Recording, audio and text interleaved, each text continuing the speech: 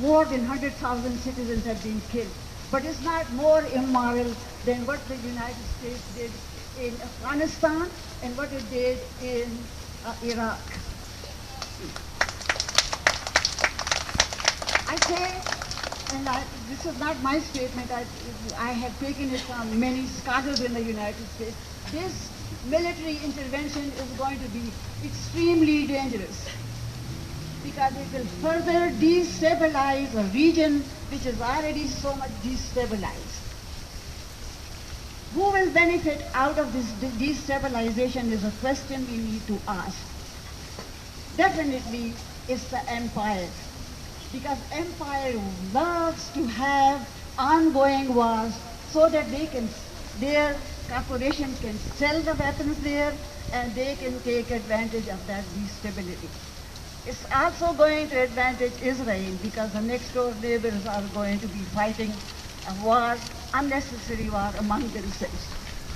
So, can we stop this? And it's going to spread all over the world. It's not going to be contained.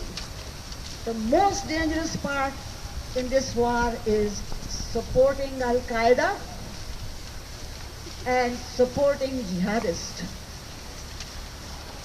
Giving them weapons is yet another way of doing it, repeating the same mistake United States has made in 1980s when they supported the so-called Mujahideen in Afghanistan.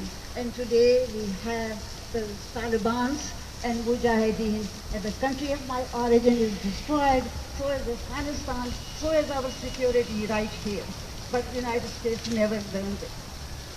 Here we are really urging the world community to listen to the UN Secretary General and have that peace conference in Geneva so that we can resolve the issue. And wait till the inspectors from Syria come back, the UN inspectors, and if in fact Assad has used chemical weapons, then he should be taken to the International Criminal Court, which all of us peace-loving people have worked very hard to lobby and to establish. And the United States has rendered even that organization as being totally dysfunctional. Let's put more resources into making UN a strong body, Security Council, a functional entity, and International Criminal Court to punish not only people who are using chemical weapons today, but who have used chemical weapons historically, including the 2 atomic bombs in Hiroshima and Nagasaki. We do not want wars anymore. We want peace, and we want the resources invested in eradicating poverty. This is not only in the developing countries, but here in Canada too. Violence against women and all the innocent citizens, and making this world as a peaceful place, and that is the message we are getting from ordinary citizens. If there's one hope, and that hope is ordinary citizens are not buying the propaganda anymore. We are speaking the truth, we are providing the truth to each other, and I'm so thankful to so many American alternative media which has really, really informed me as to what position I should be taking when it comes to the imperialist president proposal to escalate his military intervention in a country which is already devastated, in a country where millions of people are now homeless, in a country where this conflict is going to go and spread all over the world. We are not going to be insulated or isolated from that.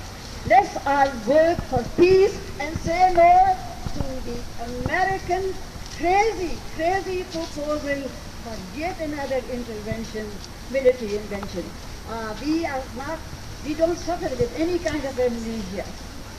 We very clearly remember President Bush Sr., who lied about Kuwait, President Bush Jr., and now Obama has joined the team of President Bush Sr., Jr., and Obama are the same people in different guises. And we acknowledge it, we recognize it, and we are not going to accept his proposal because it's insane and it's only to really, really make a place for him in history. Thank you very much for coming.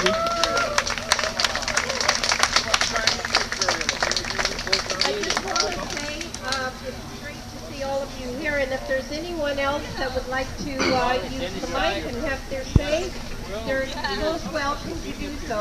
An open mic. Who is actually proposing this? It is the Americans. Russia and China have blocked United Nations resolutions for 2 years on Syria. Yes, and the U.S. superpowers habitually do that. It's not black and white, as you well know. Can you hear me okay? Very common. I want to make one point that concerns me a lot. The other day, I looked for, in the Google land, if there was anything that Prime Minister Harper had to say about Kuczynski's demanding that the South surrender. I think you're following it right now. They could radiate the whole war. Yes, yes. So my real question is, You do that, there's no need for you can easily go to war and support the United States, other countries, to get organized to do a war. But they can't get organized to make sure we can survive. I don't know about that, but it's all being survived on the earth. So I think those are the kind of things we have to think about as well, and what peace really means. Thank you.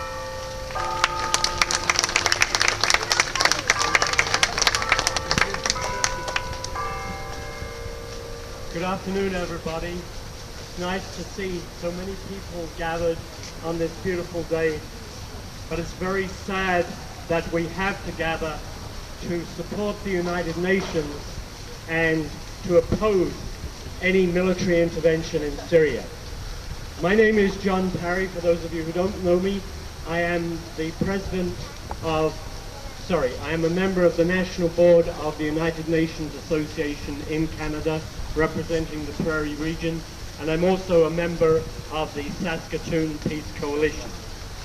And the fact is that any military intervention in Syria is a direct blow, not only against the Syrian people who are going to die in it, men, women and children, but also against the United Nations, to which Canada has made such a contribution in the past and will do in the future when we are rid of the militarist Harper government that presently plagues us. The facts as I see them are these. It is not proven whether or not the Syrian government in fact used the chemical weapons. It's quite possible that there was a rogue faction that did. It's quite possible that there was a faction of the jihadist extremists fighting in Syria that did. It's quite possible that there were other authors. It's quite possible that the release was, in a sense, accidental.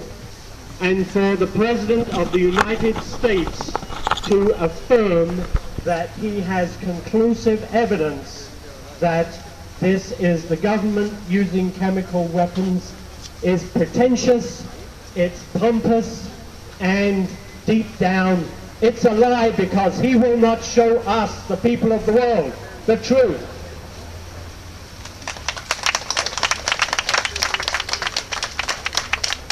So I thank all of you, brothers and sisters in peace, who have come to this rally today, and I hope that through our organizations, through our institutions, through our communities, through our collective voices, through our ethnic, labor, and religious affiliations, we can keep the flag of peace flying in Saskatoon, and that we can be part of a world movement to oppose this totally immoral military intervention that is presently contemplated by the world's #1 rogue state, our neighbors south of the border.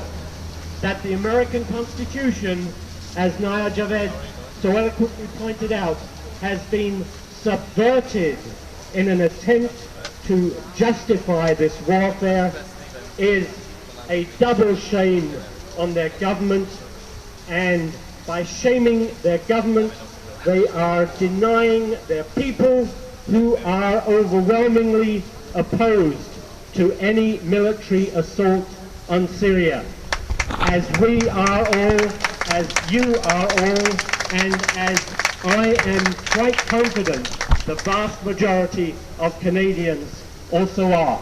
Thank you very much.